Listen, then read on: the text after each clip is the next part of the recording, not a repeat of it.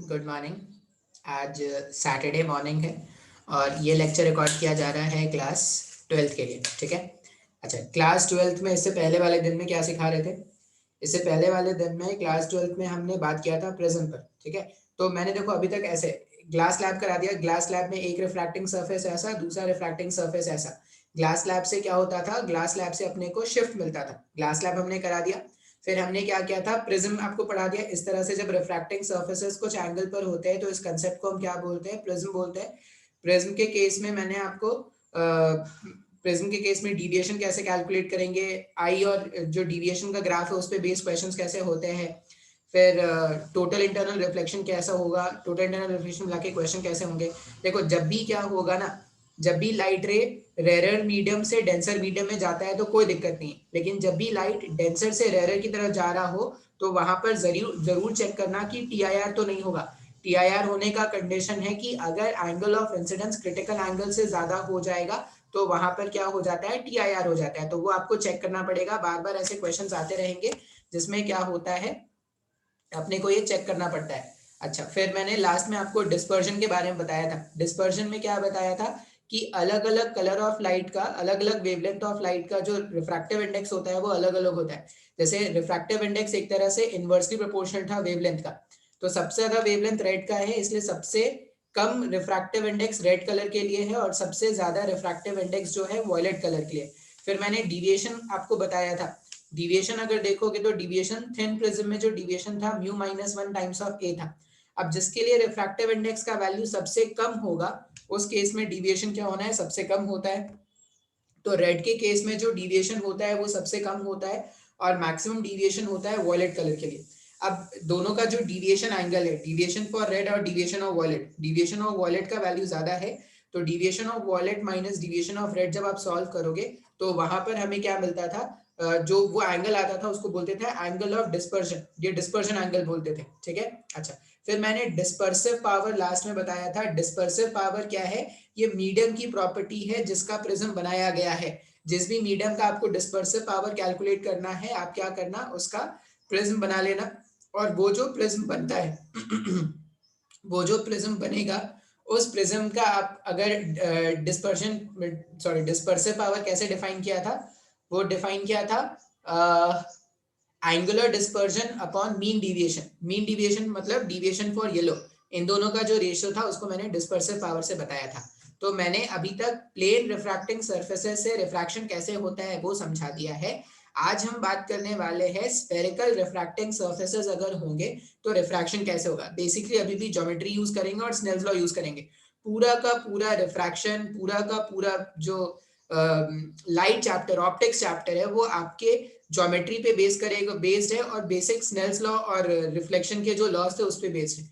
अगर आपको ये सब बातें ढंग से समझ में आती है, देखो जब भी आप क्वेश्चन सॉल्व करने बैठो तो एक रे डायग्राम बनाने की कोशिश करो। जब भी ऑब्जेक्ट डिस्टेंस गिवन है, पहले तो वो केसेस याद होने चाहिए। मिरर के केस में, मिरर के टाइम पे जो केसेस थे, कैसा ऑब्जेक्ट बनेगा, कैसा इमेज बनेगा, अगर वो केसेस याद है, बेसिक ज्योमेट्री तुमको समझ में आता है, तुम सारे के सारे क्वेश्चन सॉल्व कर लोगे। हाँ, यहाँ पर क्वेश्चन पढ़ के डेटा कलेक्ट करना थोड़ा मुश्किल होता है, तो उसके लिए आपको क्वेश्चन प्रैक्टिस करना पड़ेगा।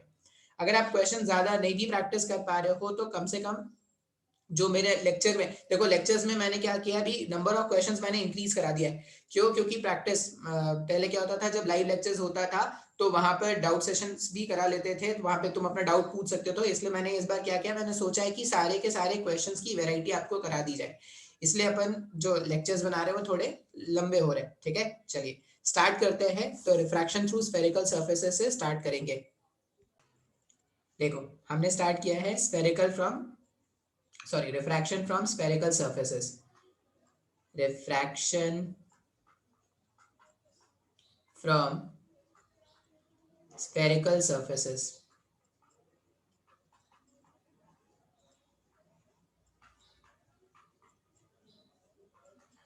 ये n1, ये एक मीडियम है जिसका रिफ्रैक्टिव इंडेक्स n1 है और ये दूसरा मीडियम है जिसका रिफ्रैक्टिव इंडेक्स n2 है। और ये पूरा n2 मीडियम का मेरे पास स्फेरिकल सरफेस है। ठीक है, एक ऑब्जेक्ट है यहाँ पर और ये रखा हुआ है। अब इसका इमेज प्लॉट करने की कोशिश करते हैं। तो इमेज प्लॉट करने के लिए अपन ने क्या किया, एक रे ऑफ लाइट ऐसा लिया।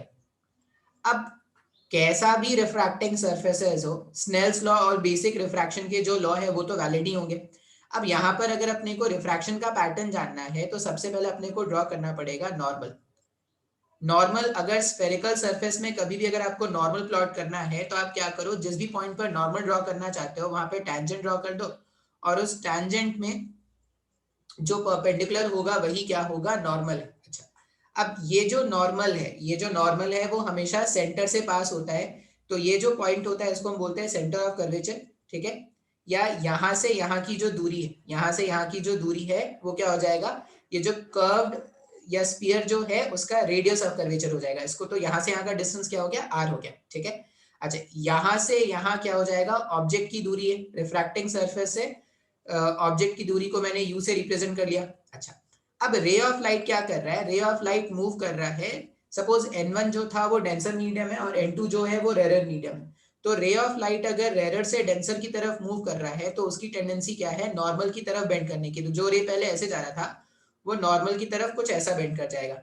अब अगर नॉर्मल की तरफ कुछ ऐसा बेंड हो गया तो यहाँ पर क्या होगा, वो जो ऑब्जेक्ट था उस ऑब्जेक्ट का एक इमेज यहाँ पर बन गया।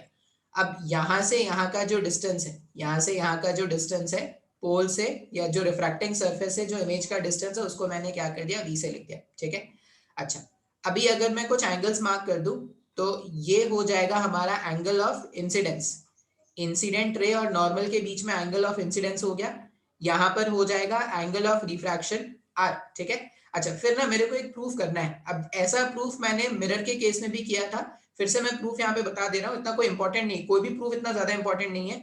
ये जो होगा ये हो जाएगा, मान लो इस वाले एंगल को बोलते हैं अल्फा, इस एंगल को बोल रहे हैं बीटा, और ये जो एंगल है इसको बोल रहे हैं गामा, ठीक है। अच्छा, ये मान लो ये m है और यहाँ पर एक परपेंडिकुलर ड्रॉप कर दिया n। अब सिंस ये सब कुछ क्या कर रहे हैं, पैरेक्सियल रेस के लिए पढ़ रहे हैं, ये जो भी हम पढ़ रहे हैं वो पैरेक्सियल रेस के लिए पढ़ रहे हैं, तो जितने भी एंगल्स होंगे सारे के सारे एंगल्स क्या है, छोटे हैं, स्मॉल है, ठीक है, याद रखना है ये बात को। अच्छा, अब अगर मैं स्नेल्स लॉ लिखूं तो स्नेल्स लॉ के अकॉर्डिंग क्या होता है, sine of angle of incidence upon sine of angle of refraction, refractive index of second medium with respect to first medium, n2 n1, इस तरह से लिख सकते हैं क्या, refractive index of second medium with respect to first medium, ये लिखा जा सकता है, बिल्कुल सही लिख सकते हैं इसे। अच्छा, अब साइन ऑफ आई और साइन ऑफ आर ये सब तो स्मॉल एंगल्स है ना, अगर ये एंगल स्मॉल है तो यहाँ पर ऐसा भी लिख सकते हैं ना, n1 times of angle of incidence is equal to n2 times of angle of refraction. अब ये आई का वैल्यू और आर का वैल्यू क्या करेंगे, ट्राइंगल्स को देख के लिखेंगे, कौन सा ट्राइंगल देख रहे हैं, मान लो मैं ट्राइंगल देख रहा हूँ एम ओ और ये मेरा सी, ये सेंटर ऑफ कर्वेचर है, अगर मैं एम ओ सी ट्राइंगल देखूं तो अल्फा प्लस बीटा आई के बराबर है क्या, तो आई के प्लेस में मैं क्या लिख देता हूँ, आई के प्लेस में लिख रहा हूं मैं अल्फा प्लस बीटा। ऐसा डेरिवेशन या ऐसा प्रूफ मैंने मिरर के केस में भी किया था, n2 टाइम्स ऑफ r। अब r का वैल्यू कहां से कैलकुलेट करेंगे, mci, अगर ये ट्राइंगल देखोगे mci तो बीटा जो है वो एक्सटीरियर एंगल है, तो r प्लस गामा बीटा होता अगर, तो इसको मैं बीटा माइनस गामा ऐसा लिख सकता हो गया, बिल्कुल सर लिख सकते हैं। अब since alpha beta beta gamma ये सारे स्मॉल एंगल्स हैं तो हम इसको क्या करते हैं, इसके tan वैल्यू से रिप्लेस कर लेते हैं, तो n1 और tan अल्फा, अगर मैं को अल्फा को tan अल्फा से रिप्लेस करूंगा तो tan अल्फा इस ट्राइंगल में tan अल्फा क्या हो सकता है, mn divided by O N. अब सिंस रेस पैरेक्सियल है तो p और n में कोई डिफरेंस नहीं है, तो ये हो जाएगा mn डिवाइडेड बाई op, लिख सकते हैं ऐसा, हाँ या ना, बिल्कुल सही है।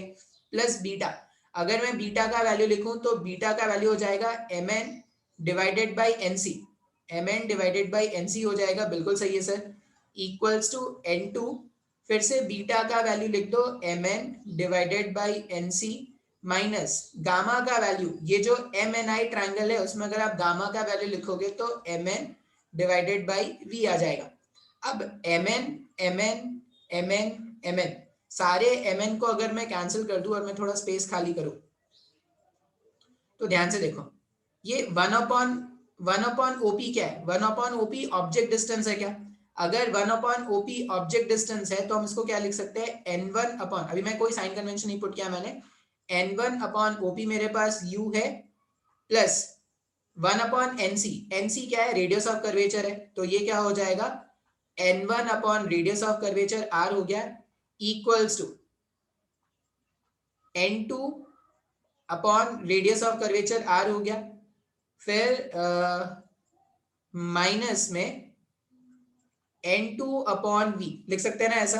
अच्छा, अब n2 और n1 वाले टर्म को अगर मैं एक साइड एक तरफ शिफ्ट कर दूं तो ये कुछ ऐसा बन रहा है क्या, n2 by v, n2 by v plus में n1 by u equals to n2 minus n1 upon r, ऐसा कुछ फॉर्मूला बन रहा है क्या। अच्छा, अब इस फॉर्मूले में हम क्या करते हैं, इस फॉर्मूले में हम पुट करते हैं sign convention.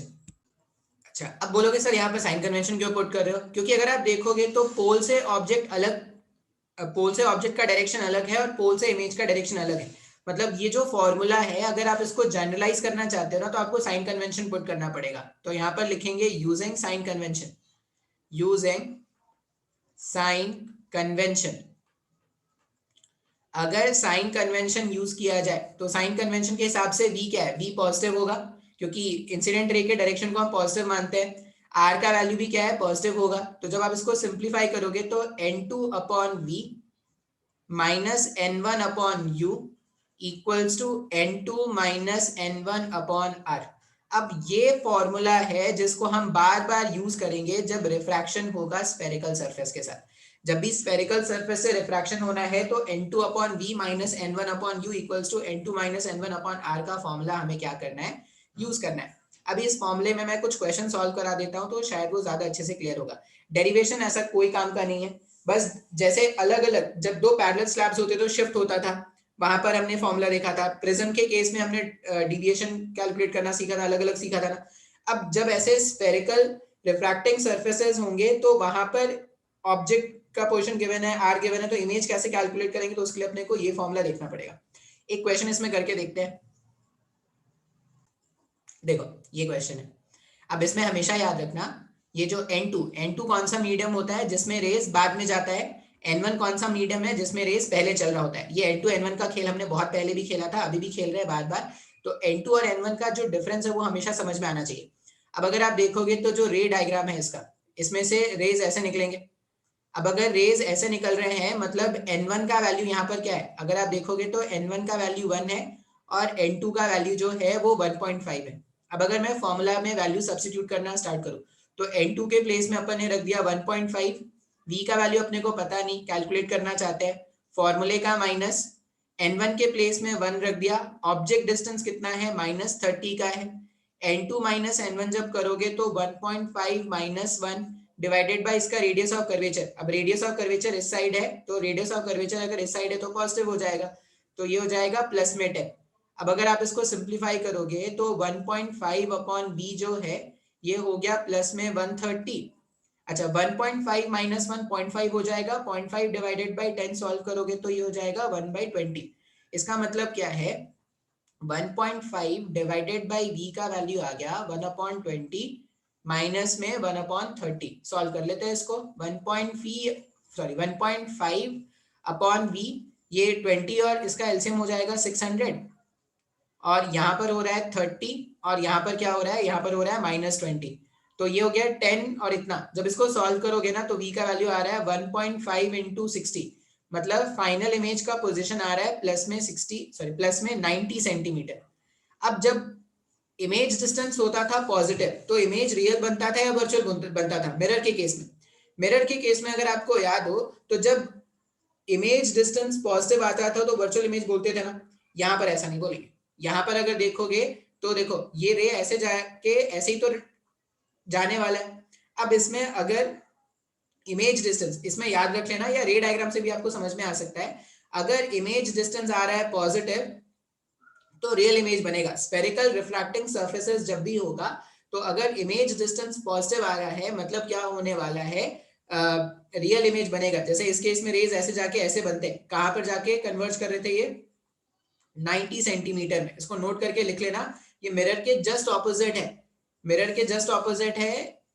if v is positive image is real, image is real. और वाइसे वर्सा क्या होगा, अगर v नेगेटिव आ जाता उस केस में क्या होता है, रेस को बैकवर्ड डायरेक्शन में प्रोड्यूस करके इमेज बनाते, तो वो क्या हो जाता, वर्चुअल हो जाता। ठीक है, एक और क्वेश्चन करके देखते हैं। देखो नेक्स्ट क्वेश्चन देखते हैं। ये मीडियम जिसका रिफ्रैक्टिव इंडेक्स 1 है, ये मीडियम जिसका रिफ्रैक्टिव इंडेक्स 2 है, और यहाँ पर अगर देखोगे तो वर्चुअल ऑब्जेक्ट है इस बार 20 सेंटीमीटर। फिर से हम फॉर्मूला क्या जानते हैं, फॉर्मूला हमने देखा था n2 divided by v minus n1 divided by u equals to n2 minus n1 upon r। ऐसा ही फॉर्मूला था ना, बिल्कुल सही, ऐसा ही फॉर्मूला था भाई साहब। अच्छा v तो अपने को पता नहीं, अब n1 का वैल्यू यहाँ पर 1 हो जाएगा, यहाँ पर n1 का वैल्यू 1 है और n2 का वैल्यू क्या है, 2 है। तो n2 2 divided by v minus में n1 का वैल्यू कितना है, 1 है। अच्छा u का वैल्यू इस बार पॉजिटिव है क्या, इंसिडेंट रे के डायरेक्शन में जा रहे हैं, तो u का वैल्यू प्लस में 60 लिख दिया इक्वल्स टू n2 2 माइनस 1, इसका रेडियस जो है, अच्छा इसका रेडियस ये कितना था, 20 का मान लो,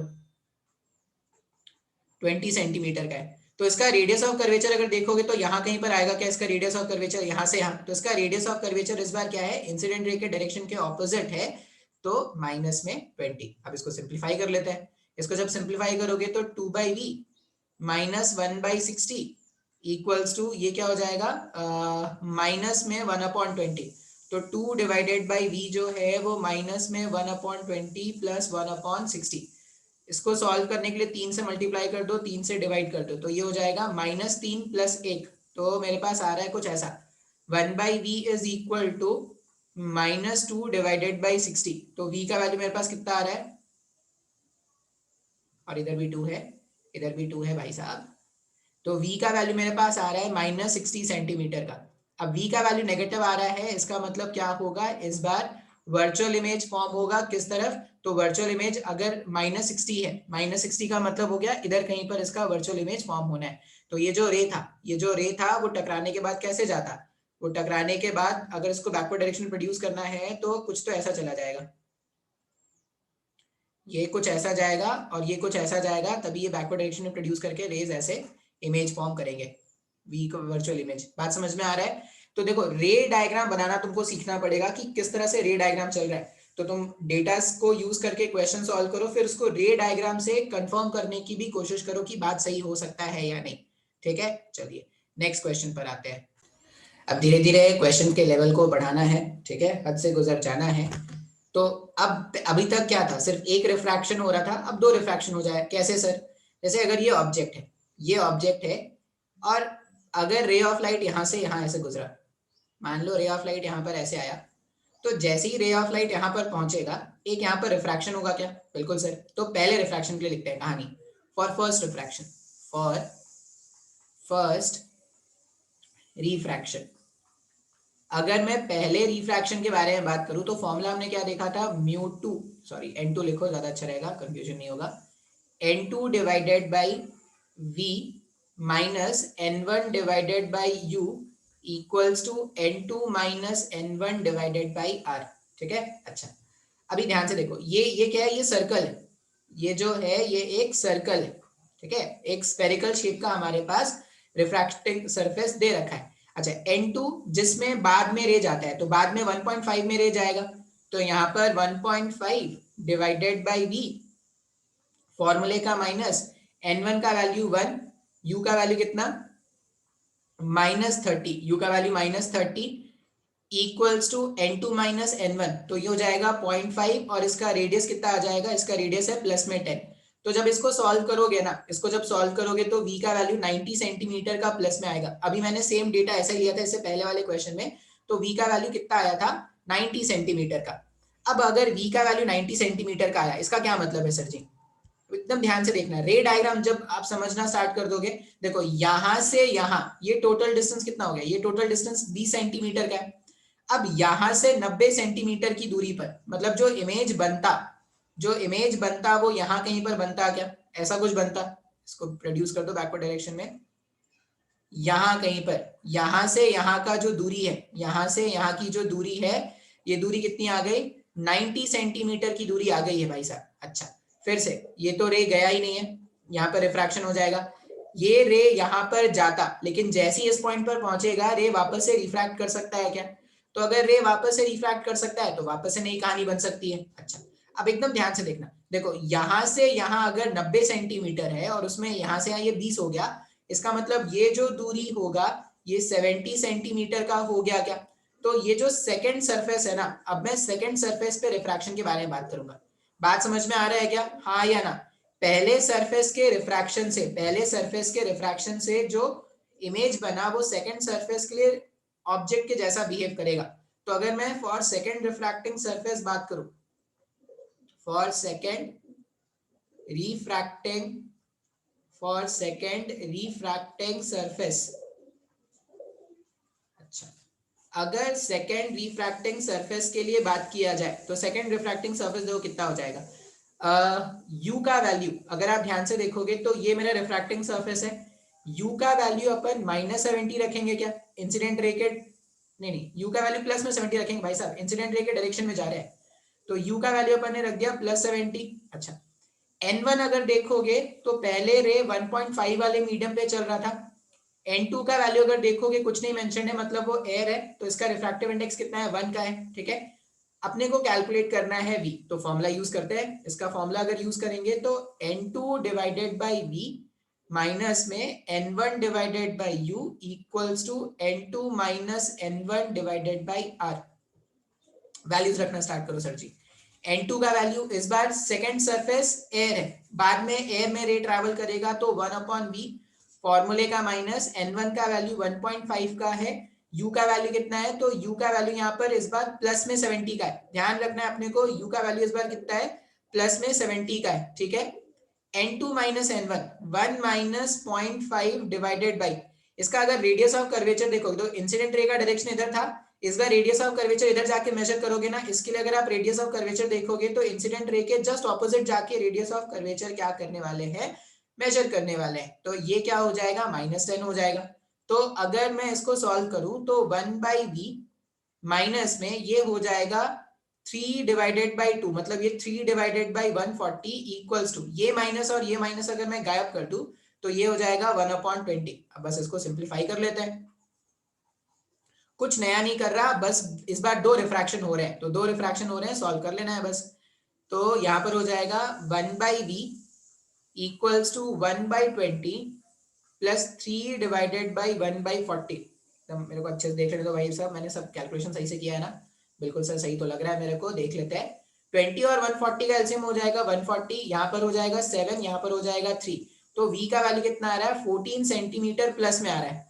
अब यहां से अगर 14 सेंटीमीटर प्लस में आया है, मतलब जो इमेज फॉर्म होता, देखो इस बार क्या कर रहे हैं, rarer medium sorry denser medium से रेरर जा रहे हैं, तो away from the normal bend करेंगे, तो अवे फ्रॉम द नॉर्मल जो बेंड करेंगे वो कुछ ऐसा बेंड करेंगे ना, तो जो फाइनल इमेज बनेगा वो यहाँ कहीं पर बनेगा, ये अपना फाइनल इमेज है। आया क्या समझ में? रे डायग्राम याद रखना है, मतलब रे डायग्राम बनाना आपको सीखना पड़ेगा कि किस तरह से रे ट्रेस करना आपको जानना है, मतलब ये बेसिक जो मैं सिखा रहा हूँ उसमें आपको रे ट्रेस करना सीखना है, और मैथमेटिक्स में यही जो बेसिक फॉर्मूलाज हैं वो यूज करना सीखना है। अब मैं क्या करूंगा, 2 रिफ्रैक्शन मैंने अभी दोनों रिफ्रैक्शन स्फेरिकल सरफेस से करा दिया, क्वेश्चन को मुश्किल बनाना है तो एक स्फेरिकल रख देंगे, एक क्या कर देंगे, प्लेन रख देंगे। नेक्स्ट क्वेश्चन करके देखते हैं। नेक्स्ट क्वेश्चन देखो, इस बार क्या है ना, देखो इधर मेरे पास एक स्फेरिकल रिफ्रैक्टिंग सरफेस है, लेकिन इधर मैंने क्या किया है, एक पैरेलल रिफ्रैक्टिंग सरफेस लिया, रेक्टेंगुलर स्लैब के जैसा रखा है। यहाँ से यहाँ का लेंथ, दोनों के बीच में जो लेंथ बताया गया है वो कितना है? 120 सेंटीमीटर का है। अपन बात करते हैं फॉर फर्स्ट रिफ्रैक्शन। फॉर हमें फाइंड क्या करना है, फाइनल इमेज जो ऑब्जर्वर को दिखेगा, फाइनल इमेज का पोजीशन वो कैलकुलेट करना है। For first refraction, for first refraction, पहला रिफ्रैक्शन के बारे में अगर मैं बात करूं तो पहला रिफ्रैक्शन में अगर देखोगे तो ऑब्जेक्ट डिस्टेंस कितना है, ऑब्जेक्ट डिस्टेंस -30 सेंटीमीटर का लेंगे, ठीक है, बिल्कुल।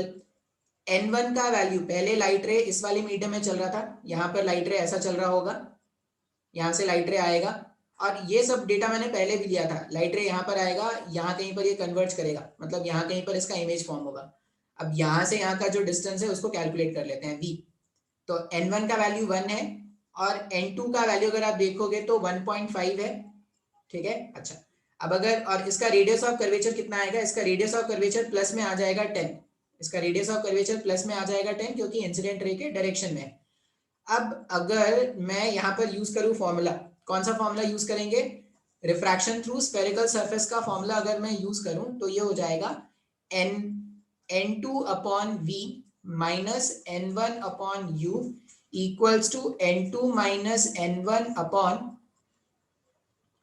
Radius of curvature. n2 का वैल्यू कितना है 1.5 है। अब बोलोगे सर बार बार एक जैसा डेटा क्यों ले रहे हो? क्योंकि मेरे को कंसेप्ट सिखाना है, कैलकुलेशन तो तुम कम चाहे ज्यादा कर ही लेते हो। v का वैल्यू क्या है सर पता नहीं, v का वैल्यू कैलकुलेट करने वाले हैं। फॉर्मूले का माइनस n1 का वैल्यू 1 का है, u का वैल्यू माइनस 30 का है, equals to n2 minus n1 0.5 का हो जाएगा। और ये r का वैल्यू कितना आ जाएगा, r का वैल्यू आ जाएगा 10। ये सॉल्व करने पे 1/20 है। इसको जब इधर भेजोगे तो ये आ जाएगा हमारे पास 1.5 upon v is equal to 1/20 minus 1/30।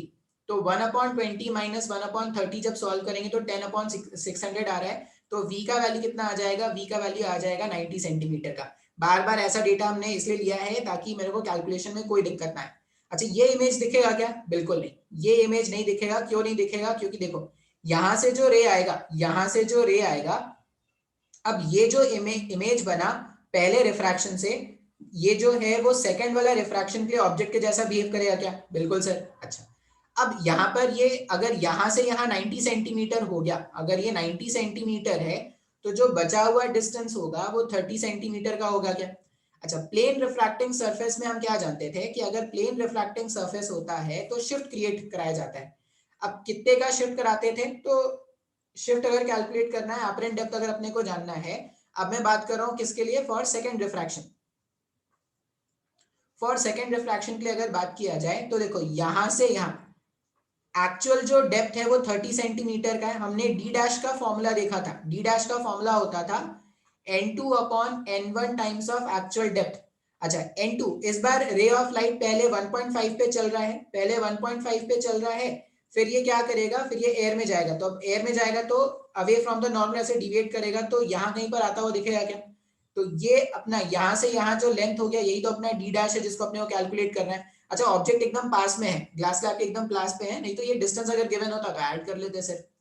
तो डी डैश अगर आप कैलकुलेट करोगे, n2 का वैल्यू इस बार कितना है, n2 इस बार एयर में बाद में जाएगा, पहले वो ग्लास स्लैब में चल रहा है जो 1.5 वाला मीडियम उसमें चल रहा है, तो 1 डिवाइडेड बाई 1.5 और d का वैल्यू कितना था, 30 था। इसको जब आप सॉल्व करोगे तो d डैश का वैल्यू आ जाएगा 20 का। इसका मतलब यहां से यहां जो d डैश है वो कितना आ गया, 20 सेंटीमीटर में अपने को फाइनल इमेज बनता हुआ दिखेगा, जो कि करेक्ट आंसर है। तो इस तरह से क्वेश्चंस को मिला मिला के बनाते हैं। अच्छा अब एक और क्वेश्चन मैं आपको सॉल्व कराता हूं जो थोड़ा अच्छा क्वेश्चन है, ठीक है, ध्यान से देखना। देखो ये क्वेश्चन है, थोड़ा अच्छा क्वेश्चन है, एकदम ध्यान से देखना। क्वेश्चन में क्या बोल रहे हैं कि find the position of final image from the mirror. ये जो मिरर है ना, ठीक है, कॉनकेव मिरर है, फोकल लेंथ 20 सेंटीमीटर का, इससे फाइनल इमेज कितने दूरी पर बनेगा ये अपने को फाइंड आउट करके बताना है, ठीक है। तो हम क्या करते हैं, एकदम स्टार्टिंग से स्टार्ट करते हैं, एक एक आपको स्टेप एकदम ध्यान से देखना है। रेज ऐसे आए होंगे, रेज जो होंगे वो कुछ ऐसे आएंगे। अच्छा अभी मैंने ये डेटा दिया था 30 सेंटीमीटर और इस तरह का 1.5 अगर होता है तो इसका जो इमेज बनता है वो 1.5 सेंटीमीटर पर आके बनता है। तो इसका जो इमेज होगा, सॉरी 1.5 बोल रहा हूँ, 90 सेंटीमीटर कहीं यहाँ कहीं पर आके बनेगा क्या, ऐसा कहीं। तो जो मेरे पास ऑब्जेक्ट है, पहला जब रिफ्रैक्शन हुआ, पहला रिफ्रैक्शन के कारण जो इमेज बना वो यहाँ से 90 सेंटीमीटर के डिस्टेंस पे बन रहा है। बात समझ में आ रहा है? एकदम ध्यान से देखना।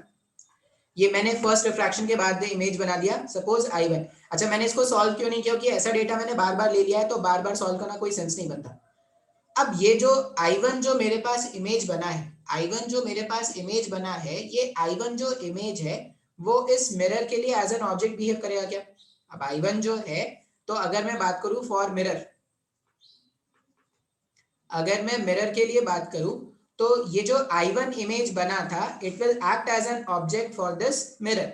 तो ऑब्जेक्ट डिस्टेंस अगर मैं लिखूं तो यू का वैल्यू कितना हो जाएगा, यू का वैल्यू -30 हो जाएगा साइन कन्वेंशन के साथ। कॉनकेव मिरर है तो इसका फोकल लेंथ कितना हो जाएगा, फोकल लेंथ हो जाएगा -20 सेंटीमीटर, ठीक है।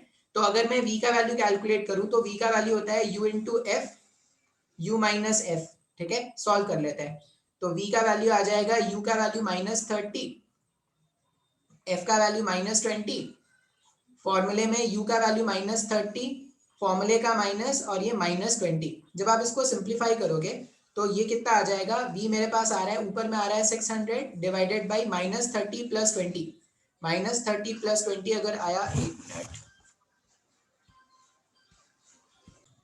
हाँ, तो ये ऊपर का टर्म 600 आ गया और नीचे क्या है -30 + 20, तो ये हो जाएगा -10। तो v का वैल्यू कितना आ रहा है, v का वैल्यू आ जाएगा -60, -60 सेंटीमीटर आया मिरर के लिए। अब एकदम ध्यान से देखना, ये इंसिडेंट रे का डायरेक्शन था, ये इंसिडेंट रे का डायरेक्शन था। अब अगर इंसिडेंट रे का डायरेक्शन इस तरफ है, -60 आ रहा है, मतलब जस्ट ऑपोजिट डायरेक्शन में हो जाएगा। तो ये जो ट्रेस है ना, रिफ्लेक्शन के बाद जो इमेज बनेगा उसके लिए मैं ग्रीन लाइट यूज कर रहा हूं। तो यहाँ पर इमेज, यहाँ पर रे ऑफ लाइट आया होगा, ये रे ऑफ लाइट ये 30 सेंटीमीटर में था, यहाँ कहीं जाके टक्कर खाने वाला है, रिफ्लेक्शन होने वाला है। तो यहाँ कहीं पर इमेज बना, ये कौन सा इमेज है, I2 इमेज है। इस मिरर के कारण, ये जो मिरर था, मिरर के कारण ये जो I2 इमेज बना, ये I2 इमेज कितने दूरी पर बना है, तो 60 सेंटीमीटर पर, मिरर से 60 सेंटीमीटर पर बना लिया मैंने। अच्छा, अब ध्यान से देखना, ये जो रे है जो मिरर से टकरा के वापस जा रहा है, अब ये जैसे ही इस रिफ्रैक्टिंग सरफेस के पास पहुंचेगा, जैसे ही इस रिफ्रैक्टिंग सरफेस के पास पहुंचेगा, यहां पर वापस से रिफ्रैक्शन हो सकता है क्या, बिल्कुल सर हो सकता है, क्योंकि ये जो रे है, ये जब ये यहां पर पहुंचा तो वापस से रिफ्रैक्शन हो सकता है। अब इसका मतलब क्या है कि जो फाइनल इमेज है वो I2 नहीं है इस बार, इसलिए मैं बार बार बोलता हूं कि रे डायग्राम ट्रेस करो, रे डायग्राम ट्रेस करो। अगर तुम रे डायग्राम ट्रेस करोगे तो ही तुम सॉल्व, देखो एक आंसर वहां पे 60 सेंटीमीटर भी होगा, लेकिन वो 60 सेंटीमीटर करेक्ट आंसर नहीं है।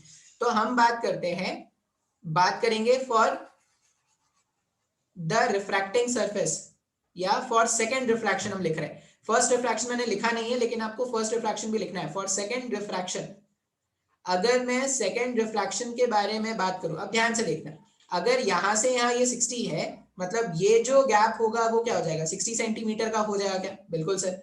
तो इस बार अगर मैं ऑब्जेक्ट डिस्टेंस लिखो, तो इंसिडेंट रे के डायरेक्शन में जा रहे हैं, नहीं, ऑब्जेक्ट डिस्टेंस जो होगा इंसिडेंट रे के जस्ट ऑपोजिट डायरेक्शन में है, तो -60 लिख दिया। अच्छा, n1 का वैल्यू इस बार जो n1 है वो 1.5 है, पहले रे 1.5 में चल रहा था। n2 का वैल्यू 1 होगा, और इसका रेडियस ऑफ कर्वेचर जो है इंसिडेंट रे के ऑपोजिट डायरेक्शन में है, तो ये हो जाएगा -है। अब फॉर्मूला में ना सारे वैल्यूज क्या करते हैं, सब्स्टिट्यूट करते हैं। अगर सारे वैल्यू सब्स्टिट्यूट करना स्टार्ट किया जाए तो कहाँ चला गया, हाँ, μ2 या n2 लिखो यार, वो ज्यादा कंफ्यूजिंग नहीं होगा, क्योंकि मेरा u और ये एक जैसा हो जाता है। n2 upon v minus n1 upon u equals to n2 minus n1, n2 minus n1 upon r लिख सकते हैं। सब वैल्यूज रखना स्टार्ट कर दो। n2 का वैल्यू है 1, v कैलकुलेट करना है, फॉर्मूले का माइनस, n1 का वैल्यू है 1.5, u का वैल्यू कितना है, u का वैल्यू है -60, ठीक है, -60। n2 माइनस n1 ये माइनस में 0.5 हो जाएगा, और r का वैल्यू हो जाएगा -10। इसको सॉल्व करने पर v का वैल्यू कितना आया था, v का वैल्यू 40 सेंटीमीटर का आएगा। आप सॉल्व करके देखना, इसको सॉल्व करने पर v का वैल्यू, मैंने सब डेटा सही रखा है ना, +1.5, हाँ मैंने डेटा सही रखा है। इसको जब सॉल्व करोगे ना तो v का वैल्यू 40 सेंटीमीटर आएगा। अब 40 सेंटीमीटर इससे, और वो भी प्लस में, तो इंसिडेंट रे के डायरेक्शन में आएगा क्या, मतलब जो फाइनल इमेज बनेगा ना, ये 40 सेंटीमीटर यहां पर बन रहा है, ये फाइनल इमेज है। अब मिरर से इसका दूरी पूछा गया है, क्वेश्चन में क्या पूछा गया है, मिरर से इसका दूरी। तो यहां से यहां 120 सेंटीमीटर और यहां से यहां 40, तो आंसर कितना हो जाएगा, 120 + 40 160 सेंटीमीटर का आंसर है। शानदार क्वेश्चन है, स्पेरिकल रिफ्रैक्शन और स्पेरिकल रिफ्लेक्शन के कंसेप्ट पर, ठीक है। बस रे डायग्राम को सही से ट्रेस करते जाओ, कौन किसके लिए ऑब्जेक्ट है, कौन किसके लिए इमेज है। अगर ये समझ में आ गया होगा तो आप क्वेश्चन, इस तरह के क्वेश्चन को सॉल्व कर सकते हो, ठीक है। अच्छा, नेक्स्ट क्वेश्चन देखो, अच्छा क्वेश्चन है वापस से, ठीक है। फिर से ये जो क्वेश्चन है वो मेडिकल वाले बच्चों के लिए तो नहीं है, मेडिकल वाले बच्चे इस क्वेश्चन को स्किप कर सकते हैं, लेकिन अभी आगे लेक्चर्स उनके लिए होगा, ठीक है, तो आगे देखेंगे। अच्छा, क्वेश्चन में क्या बोल रहे हैं कि find the value of x for auto collimation. अभी ऑटो कॉलिमेशन क्या आ गया सर, ऐसा कुछ तो हमने कभी सुना ही नहीं है। ऑटो कॉलिमेशन का मतलब है कि जब ऑब्जेक्ट और इमेज का पोजीशन, ऑब्जेक्ट और, ये और वाला नहीं है, ये हिंदी वाला और है, जब ऑब्जेक्ट और इमेज का पोजीशन, इमेज का पोजीशन सेम हो जाए, पोजीशन सेम हो जाए, ठीक है। ऑटो कॉलिमेशन कभी भी अगर आपको सुनने को मिले, इसका मतलब समझ लेना कि जहां पर ऑब्जेक्ट रखा है अगर फाइनल इमेज भी वहीं पर बन जाए तो हम इसको क्या बोलते हैं, ऑटो कॉलिमेशन, ठीक है। तो ये ऑटो कॉलिमेशन क्वेश्चन में लिखा लिखा कभी कभी मिल सकता है आपको, इसलिए मैंने आपको बता दिया। अभी ध्यान से देखना। अच्छा, मान लो रे ऑफ लाइट ऐसे कुछ जाएगा। अब ऑटो कॉलिमेशन कब होगा? कंडीशन फॉर ऑटो कॉलिमेशन क्या है? कंडीशन फॉर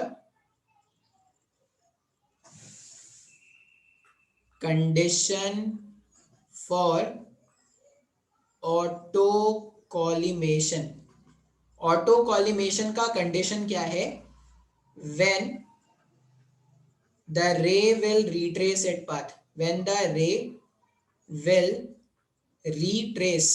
रिट्रेस अपने पाथ को, अगर वो रिट्रेस कर लेगा, रिट्रेस इट्स पाथ, ठीक है। जैसे अगर मैं री डायग्राम आपको बना के बताऊं, जैसे देखो ये x है, ये 1.5 है, अगर ये 1 है, इसका रिफ्रैक्टिव इंडेक्स अगर 1 है, तो ये जो रे ऑफ लाइट है वो रे ऑफ लाइट क्या करेगा, रे ऑफ लाइट यहाँ पर जाएगा, रिफ्रैक्शन होगा। अब ये रिफ्रैक्शन होने के बाद यहाँ पर जाने के बाद ऐसे ही मिरर को हिट करेगा क्या? बात समझ में आ रहा है? अच्छा, अब मैं चाहता हूं कि ये जो रे ऑफ लाइट यहां से गया वो अपने पाथ को रिट्रेस कर ले। तो पाथ को तभी रिट्रेस कर पाएगा अगर अगर मैं बोल रहा हूं कि अपने पाथ को रिट्रेस कर ले। पाथ, अब तुम खुद से सोचो, ये इसके कारण कभी अपने पाथ को रिट्रेस कर सकता है क्या? जो रिफ्रैक्टिंग सरफेस है उसके कारण अपने पाथ को रिट्रेस कर सकता है क्या? नहीं। लेकिन मिरर जो है वो उसको अपने पाथ को रिट्रेस करा सकता है। कैसे सर? जितना एंगल ऑफ इंसिडेंस होता है उतना ही एंगल ऑफ रिफ्लेक्शन होता है। अगर कोई भी रे ऑफ लाइट, अगर कोई भी ray of light along the normal गिरता था, incident ray along the normal अगर आता था, मतलब अगर एंगल ऑफ इंसिडेंस 0 होता था, तो जैसा इंसिडेंट रे आता है वैसे ही टकरा के वापस चला जाता है क्या? इसका मतलब अगर ये यहां पर 90 डिग्री पर गिरेगा, ये ऐसा बोल सकते हैं अलोंग द नॉर्मल जाना है, मतलब अगर ये यहां पर इसका सेंटर ऑफ कर्वेचर होता और ये ray of light centre of curvature को क्रॉस करता हुआ इस तरह से आता, तो जैसा आया था टकरा कर वैसा ही वापस चला जाता क्या? अब अगर टकराकर वैसा ही वापस चला जाता तो जहां पर ऑब्जेक्ट है वहीं पर इमेज फॉर्म हो जाता। समय को नहीं समझ में आया, फिर से सोचो। मेरे को ऑटो कॉलिमेशन कराना है। सबसे पहले तो ऑटो कॉलिमेशन का मतलब क्या है? जहां पर ऑब्जेक्ट है वहीं पर इमेज बन जाए तो उसको बोलेंगे ऑटो कॉलिमेशन। चलो सर, समझ में आया। फिर मैंने बोला कि अगर ऑटो कॉलिमेशन कराना है मतलब अपने पाथ को रिट्रेस कराना है, जो पाथ से वो चल रहा होगा वापस उसी पाथ पर उसको पीछे आना है। अब अगर आप ध्यान से सोचोगे यहाँ पर, तो ये जो ऑब्जेक्ट है, ये जो ऑब्जेक्ट है, इसमें से रे गया, ऐसे गया। अब इधर तो कभी भी वो अपने पाथ को रिट्रेस नहीं कर सकता, इधर तो कभी भी अपने पाथ को रिट्रेस नहीं कर सकता, लेकिन जब वो मिरर पे गिरेगा तो मिरर उसको अपने पाथ को रिट्रेस करा सकता है। कब? अगर रे सेंटर ऑफ कर्वेचर से पास होता हुआ आता है तो वो सेंटर ऑफ कर्वेचर से ही चला जाता है क्या? या मिरर के केस में जब वो नॉर्मल से गिरता है, अलोंग द नॉर्मल आता है तो अलोंग द नॉर्मल चला जाता है। मतलब अगर ये इधर 90 डिग्री पर मिरर पे फॉल करे तो वैसे रिट्रेस करके वापस चला जाएगा। इसका मतलब ये जो पॉइंट है वो सेंटर ऑफ कर्वेचर है। बिल्कुल सही। अब अगर ये सेंटर ऑफ कर्वेचर है तो यहां से यहां अगर इसका फोकल लेंथ 20 सेंटीमीटर का है तो ये जो सेंटर ऑफ कर्वेचर की दूरी होगी वो 20 सेंटीमीटर का हो गया क्या? बिल्कुल सर, बात समझ में आ रहा है। अब अगर यहां से यहां का गैप 110 था, उसमें से ये 20 सेंटीमीटर की दूरी मैंने खर्च कर ली, तो रिफ्रैक्शन के कारण जो इमेज बनता वो 90 सेंटीमीटर का होता क्या? मतलब फॉर रिफ्रैक्शन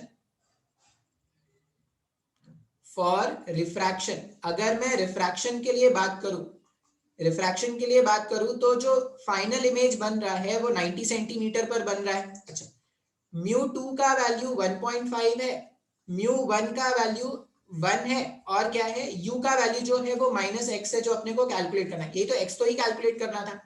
और इसका फोकल लेंथ का वैल्यू कितना है? इसका जो रेडियस ऑफ कर्वेचर है, रेडियस ऑफ कर्वेचर जो होगा वो इंसिडेंट रे के डायरेक्शन में है तो +10 में ले लेंगे।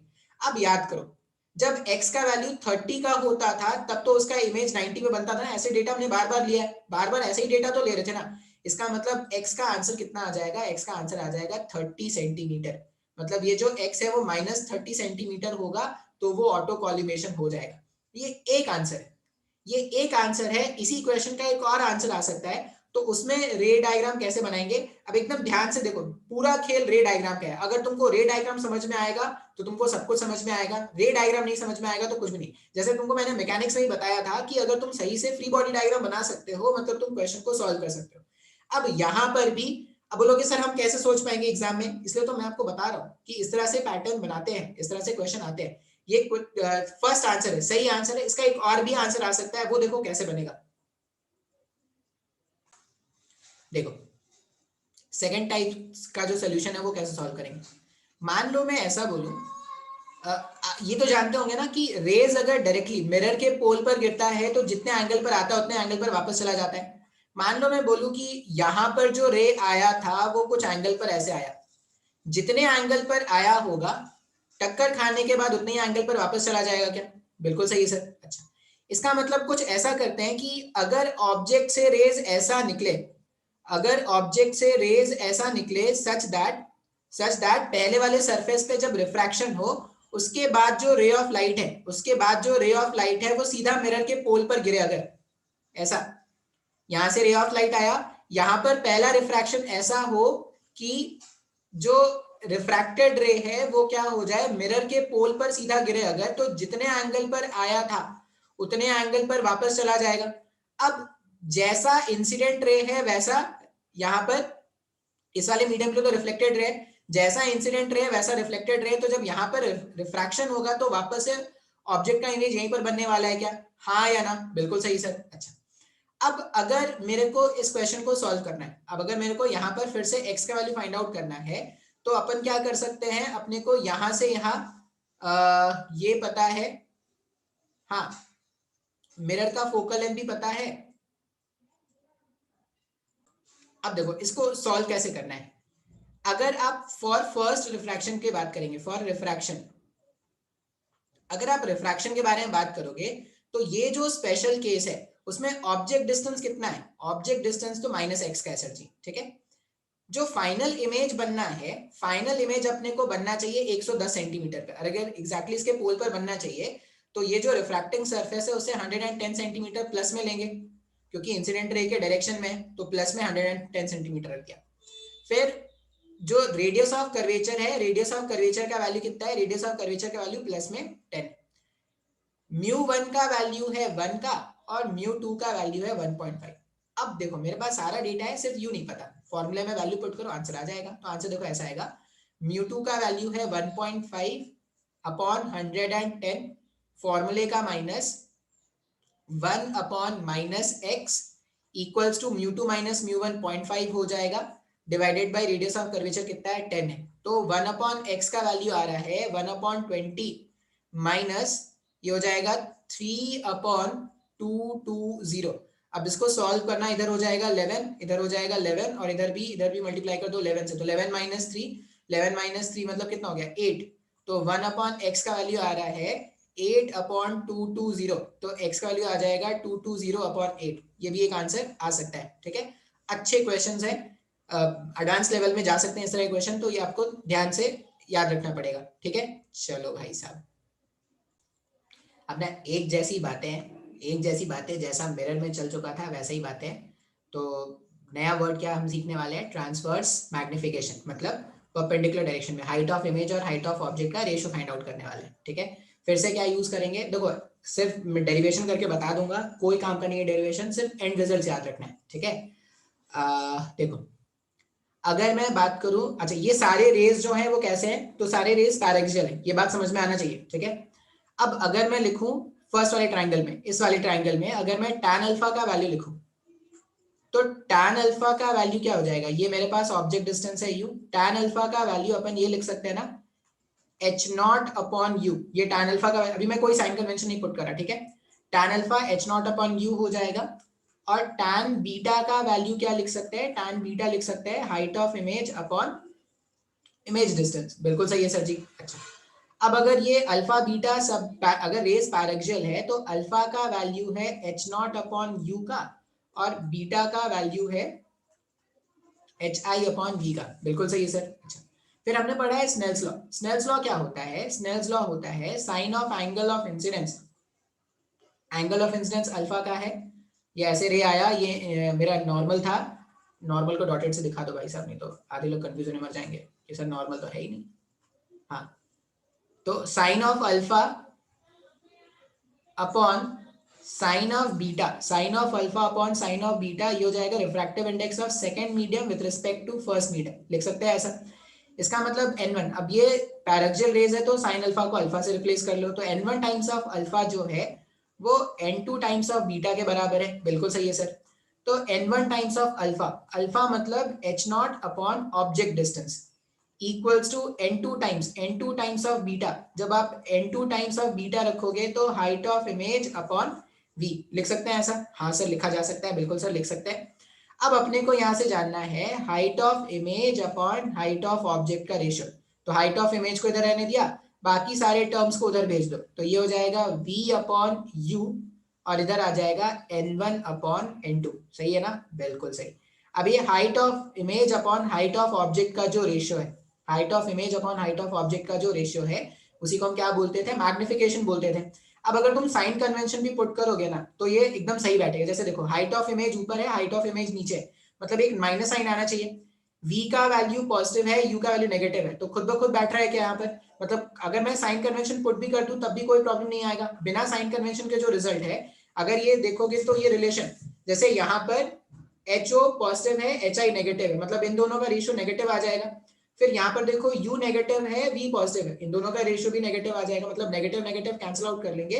तो ये अपने पास ट्रांसवर्स मैग्निफिकेशन का क्या है? फॉर्मूला है, ठीक है। छोटी छोटी सारी बातें मैं बता दे रहा हूँ, तो आप ये देखो क्या याद रखना। मेडिकल वाले बच्चे तो क्या करेंगे? डायग्राम फॉर्मूला, डायग्राम फॉर्मूला इस तरह से याद रखेंगे। अब हाइट ऑफ इमेज दे दो, हाइट ऑफ ऑब्जेक्ट दे दो, अपन क्या कर सकते हैं? क्वेश्चन को सॉल्व कर सकते हैं। फिर अपन बात करते हैं इमेज वेलोसिटी के, इसके इस तरह के क्वेश्चन बहुत आते हैं। देखो नेक्स्ट क्वेश्चन देखते हैं, इमेज वेलोसिटी। अब इसको मैं कोई कंसेप्ट के जैसा नहीं बता रहा, मैं सीधा से एक प्रॉब्लम से सॉल्व करता हूँ। एक रिफ्रैक्टिंग सरफेस है जिसका रिफ्रैक्टिव इंडेक्स 1.5 का है, n का वैल्यू 1 है, और ये रिफ्रैक्टिंग सरफेस 1 सेंटीमीटर पर सेकंड के स्पीड से आगे मूव कर रहा है।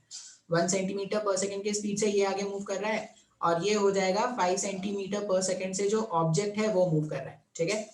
अब अपने को फाइंड क्या करना है? इसमें अपने को फाइंड करना है जो फाइनल इमेज बनेगा उसकी क्या वेलोसिटी है वो कैलकुलेट करनी है। अच्छा, इसमें ये डेटास क्या क्या गिवन थे? इसका रेडियस ऑफ कर्वेचर वही 10 सेंटीमीटर का है, और ऑब्जेक्ट डिस्टेंस मैंने वापस से 30 सेंटीमीटर का रखा है। अब ऐसा क्यों रखा? क्योंकि मैं चाहता हूं कि मैं आपको डेटाज में ना उलझाऊं, मैं आपको कंसेप्ट सिखाऊं। अब हमने फॉर्मूला क्या पढ़ा है? हमने फॉर्मूला पढ़ा है n2 upon v minus n1 upon u equals to n2 minus n1 upon r। अब ऐसा ही कुछ वन, देखो वहां पर जब मिरर में बात करना स्टार्ट किया था इमेज वाला, तो 1/v plus 1/u equals to 1/r, ये कंसेप्ट को यूज करके स्टार्ट करते थे। अब ये जो मेरे पास इक्वेशन है ना, इस इक्वेशन को क्या करते हैं? टाइम के रिस्पेक्ट में डिफरेंशिएट कर देते हैं पूरे इक्वेशन को। अगर पूरे इक्वेशन को टाइम के रिस्पेक्ट में डिफरेंशिएट करेंगे तो ये हो जाएगा n2 कांस्टेंट है, बाहर रहने दिया, 1/v का जब आप डिफरेंशिएशन करोगे ना तो ये हो जाएगा माइनस में v square dd upon dt, 1/x का डिफरेंशिएशन इस तरह से मैंने किया, फिर फॉर्मूले का माइनस n1, फिर 1/u square minus 1/u square, एक और माइनस, ये फॉर्मूले का माइनस और डिफरेंशिएशन का माइनस मिलकर प्लस हो गया, ये du upon dt equals to n2 minus n1, ये ठहरा भाई साहब कांस्टेंट, और रेडियस ऑफ कर्वेचर जो सरफेस का है वो भी कांस्टेंट है, तो इक्वल्स टू के इधर साइड जो डिफरेंशिएशन आ रहा है वो हो रहा है 0। तो हम क्या लिख सकते हैं? n1 square upon u square du upon dt जो है वो आ जाएगा n2 upon v square dv upon dt। अब ये du अपॉन dt क्या है? फिर से तुमको कोई डेरिवेशन नहीं जानना है।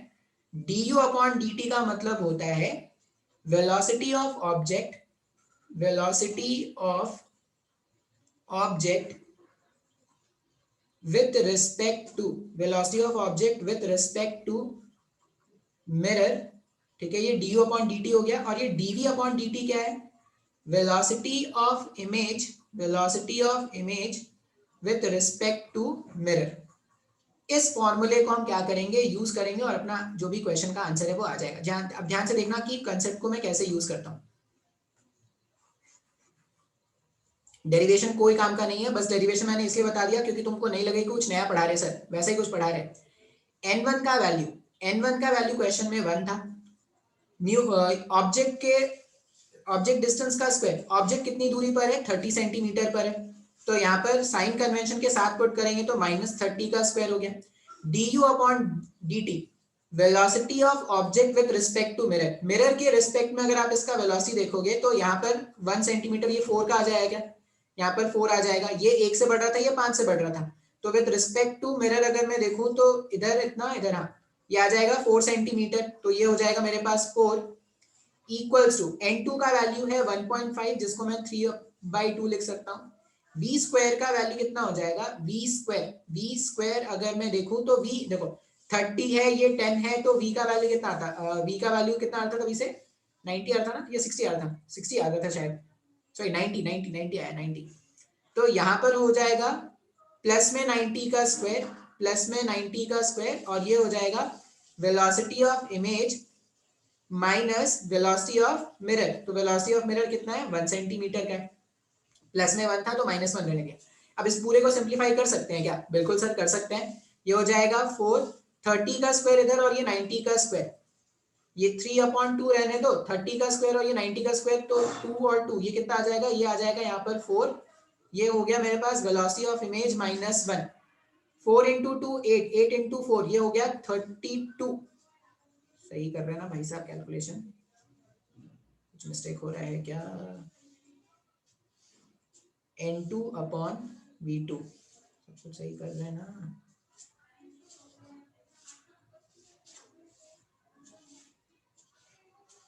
ये कितना हो जाएगा 4, ये 4 आ गया मेरे पास, हाँ ये 4 सही है, फिर ये 90 का स्क्वायर जब ऊपर जाएगा,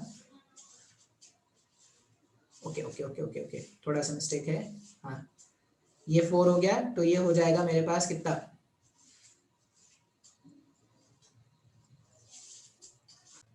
इसको सॉल्व करते हैं, ये सही से नहीं सॉल्व करेंगे तो आंसर कुछ अलग आ जाएगा। 30 इंटू 30 ये हो गया, इंटू 4 ऊपर है, यहाँ पर 3/2, यहाँ पर हो जाएगा 90 इंटू 90, अच्छा ये 30 और ये 30, इसको 3 बना देगा, इसको भी 3 बना देगा, ये वेलोसिटी ऑफ इमेज -1 ये लिखेंगे, ये 3 से ये 3 गायब हो जाएगा, तो 3 इंटू 2 6 आ रहा है, 6 इंटू 4 24 इधर से आएगा, तो 25 मीटर पर सेकंड का, सॉरी सेंटीमीटर पर सेकंड का अपना आंसर आ जाएगा वेलोसिटी ऑफ इमेज। अब देखो एक जैसा ही कंसेप्ट है, अब एक जैसे ही कंसेप्ट में सारे क्वेश्चन सॉल्व हो रहे हैं, तो तुमको अगर लगेगा तो ये जो ऑप्टिक्स है ना, घूम घूम के बार बार घूम फिर के बार बार तुम वही पढ़ने वाले हो जो तुमने वहां पर पहले मिरर में पढ़ लिया। बात समझ में आया क्या?